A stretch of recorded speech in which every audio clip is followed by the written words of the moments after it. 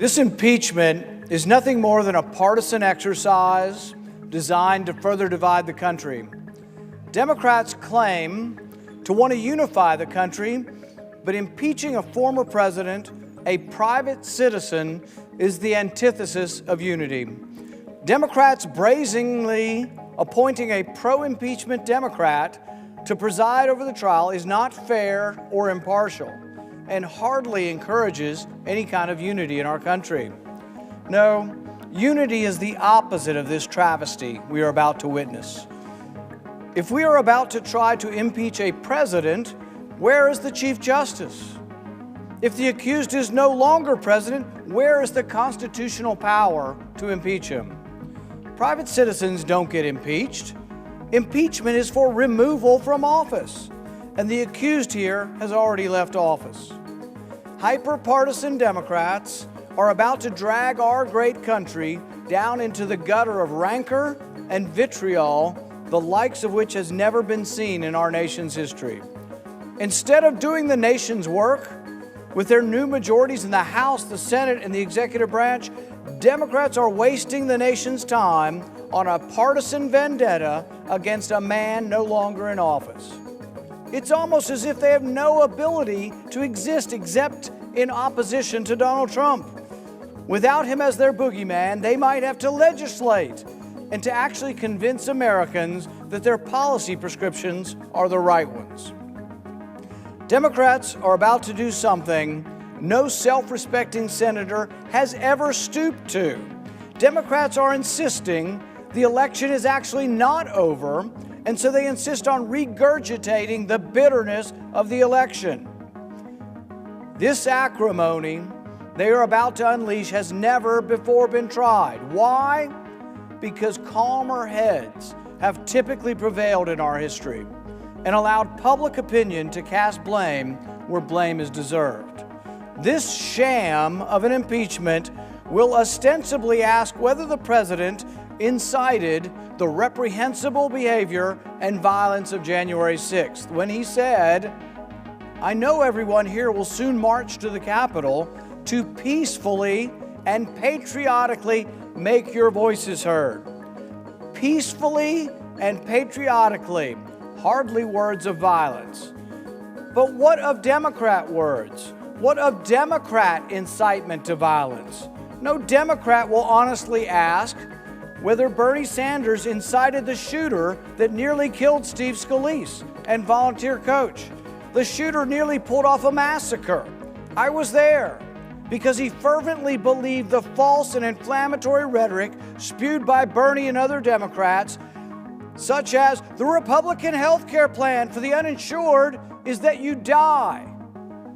As this avowed Bernie supporter shot Steve Scalise, nearly killing him, and shot one of our coaches and 2 or 3 of our staff, he screamed, "This is for health care. Ask me or anyone if that's incitement." No Democrat will ask whether Cory Booker incited violence when he called for his supporters to get up in their face of Congress people, a very visual and specific incitement. No Democrat will ask whether Maxine Waters incited violence when she literally told her supporters, and I quote, that if you see a member of the Trump administration at a restaurant, at a department store, at a gas station, or any place, you create a crowd and you push back on them. Is that not incitement? My wife and I were pushed and surrounded and screamed at by this same type of mob that Maxine likes to inspire. It's terrifying to have a swarm of people threatening to kill you, cursing at you, and literally holding you hostage until police come to your rescue. That night we were assaulted by the crowd. I wasn't sure if we'd survive even with the police protection. But no Democrat has ever considered impeaching Maxine for her violent rhetoric. In fact, Republicans, to our credit, have never once thought it legitimate to formally censor or impeach these Democrats. No Republican has sought to use the government to hold these Democrats responsible for Antifa and Black Lives Matter violence that has consumed our cities all summer, resulting in over $1 billion of destruction, looting, and property damage. Not one Republican said, oh, let's impeach the Democrats who are inciting this, because it would be ridiculous. Many on the Democrat side of the aisle cheered them on. Kamala Harris famously offered to pay the bill for those who are arrested. I wonder if she'll be brought up on charges of inciting violence for that now that she's vice president. Should Kamala Harris be impeached for offering to pay for violent people to get out of jail who've been burning our cities down? No. And no Republican has offered that, because we're not going down the road that Democrats have decided, this low road of impeaching people for political speech. Should Republicans impeach the Democrat mayor of Seattle, who incited and condoned violence by calling the armed takeover of part of her city a summer of love? Any Republicans try to impeach her? On June 8th, the New York Post, citing U.S. Justice Department statistics, reported that more than 700 law enforcement officers were injured during the Antifa Black Lives Matter riots. There were at least 19 murders, including 77-year-old retired police officer David Dorn. Yet Democrats insist on applying a test of incitement to a Republican that they refuse to apply to themselves. I want the Democrats to raise their hands if they have ever given a speech that says, take back, fight for your country. Who hasn't used the words fight figuratively? And are we going to put every politician in jail? Are we going to impeach every politician who has used the words fight figuratively in a speech? Shame. Shame on these angry, unhinged partisans who are putting forth this sham impeachment, deranged by their hatred of the former president.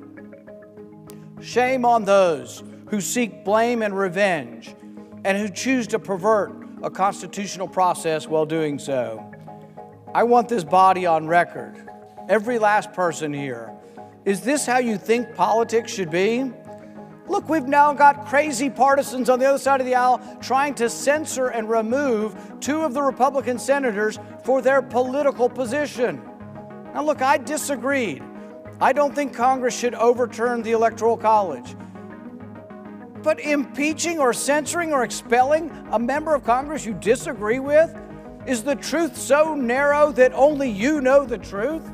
We now have the media on your side saying there is only one set of facts, one set of truth, and you can only interpret it this way. Now we have 7 senators on the other side trying to expel, censor, or impugn 2 senators on this side. And I defend them, not because I defend their position. I disagreed with their position. But you can't impeach, censor, expel people you disagree with. What's this coming to? In a few minutes, I will insist on a vote to affirm that this proceeding we are about to enter is unconstitutional, that impeachment of a private citizen is illegal and essentially a bill of attainder, and that no sense of fairness or due process would allow the judge in the proceeding to be a partisan Democrat already on favor of the impeachment. A sham, this is, a travesty. A dark blot on the history of our country. I urge my colleagues to reconsider this kangaroo court and move forward to debate the great issues of our day.